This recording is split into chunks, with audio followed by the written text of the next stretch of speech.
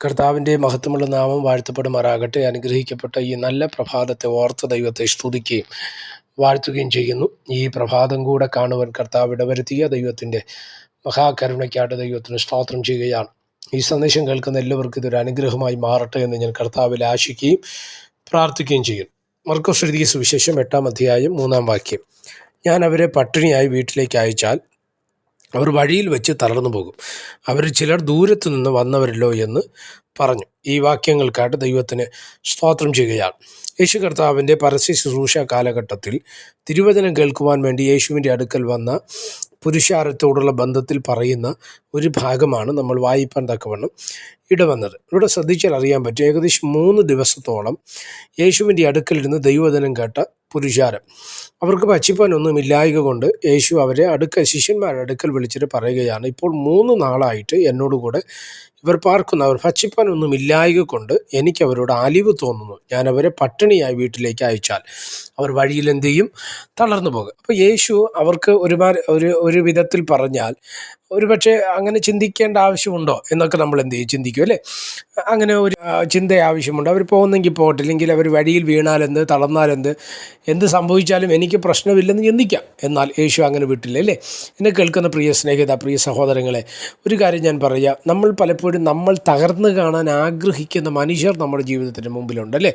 പലപ്പോഴും ഞാൻ വീണ് കാണുന്നത്, ഞാൻ തകരുന്നത്, ഞാൻ ശൂന്യമാകുന്നത്, സ്തോത്രം, ഞാൻ തിന്മയിലേക്ക് പോകുന്നത്, സ്തോത്രം, ഇതൊക്കെ കാണുവാൻ ആഗ്രഹിക്കുന്ന മാനുഷിക സമൂഹങ്ങളുള്ള ഒരു കാലത്താണ് നമ്മൾ ജീവിക്കുന്നത്. എന്നാൽ കർത്താവിൻ്റെ ആഗ്രഹം എന്നതാ?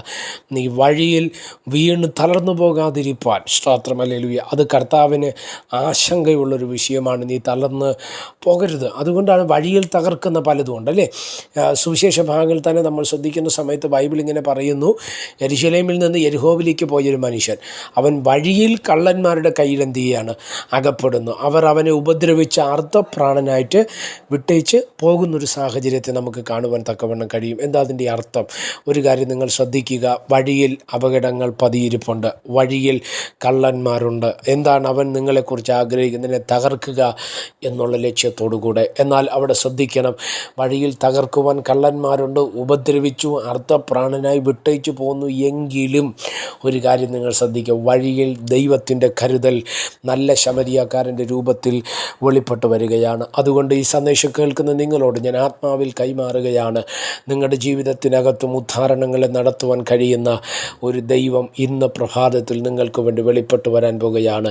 വഴിയിൽ നിങ്ങൾക്കെതിരെ പതിയിരിക്കുന്ന, വഴിയിൽ നിങ്ങളെ തളർത്തിക്കളയുവാൻ, വഴിയിൽ നിങ്ങളെ ഉടച്ചു കളയുവാൻ, വഴിയിൽ നിങ്ങളെ നശിപ്പിക്കുവാൻ തക്കവണ്ണം പദ്ധതിയിടുന്ന മേഖലകൾ ജീവിതത്തിൻ്റെ മുമ്പിൽ ഉണ്ടെങ്കിൽ അതിനെ തകർക്കുവാൻ കഴിയുന്ന ഒരു കരം നമ്മുടെ ജീവിതത്തിൻ്റെ പിറകിലുണ്ട്. അവൻ്റെ പേരാണ് യേശു കർത്താവ്. അതുകൊണ്ടാണ് സങ്കീർത്തനത്തിൽ പറഞ്ഞത്, വഴിയിൽ വെച്ച് നശിച്ചു പോകാതിരിപ്പാൻ നിങ്ങൾ പുത്രനെ ചുംബിപ്പീൻ. നമ്മുടെ കർത്താവ് നമ്മളെ വഴിയിൽ തളർന്നു പോകുവാൻ, വഴിയിൽ വീണു പോകുവാൻ, വഴിയിൽ നശിക്കുവാൻ ദൈവം നമ്മെ അനുവദിക്കത്തില്ല.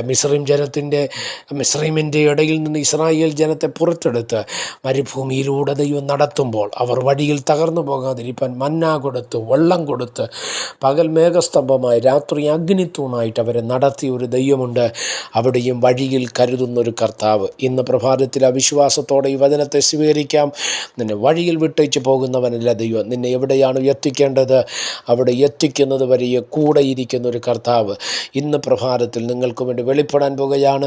പ്രാർത്ഥിക്കാം. പരിശുദ്ധനായ ദൈവമേ, സ്വർഗീയ നല്ല പിതാവേ, സന്ദേശത്തിനടുത്ത് നന്ദിയോടെ കർത്താവിന് സ്തോത്രം ചെയ്യുന്നു. ഈ സന്ദേശം കേൾക്കുന്ന എല്ലാ പ്രിയപ്പെട്ടവരെ തൃക്കരങ്ങൾ തരികയാണ്.